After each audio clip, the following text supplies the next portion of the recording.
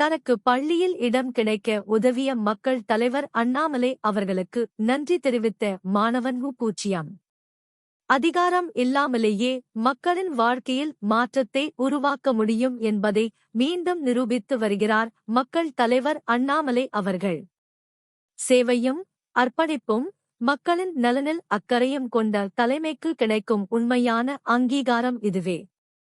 இளைஞர்களின் எதிர்காலத்திற்காகவும் சமூக முன்னேற்றத்திற்காகவும் தொடர்ந்து உழைக்கும் மக்கள் தலைவர் அண்ணாமலை அவர்களின் பயணம் மேலும் பலருக்கு நம்பிக்கையையும் ஊக்கத்தையும் வழங்கட்டும். இளைஞர்கள், பெண்கள், பொதுமக்கள், சமூக அக்கறை கொண்ட அனைவரும் பி தி லீடர்ஸ் இயக்கத்தில் இணைந்து மாற்றத்தின் ஒரு பகுதியாகுங்கள். வணக்கங்கண்ணா.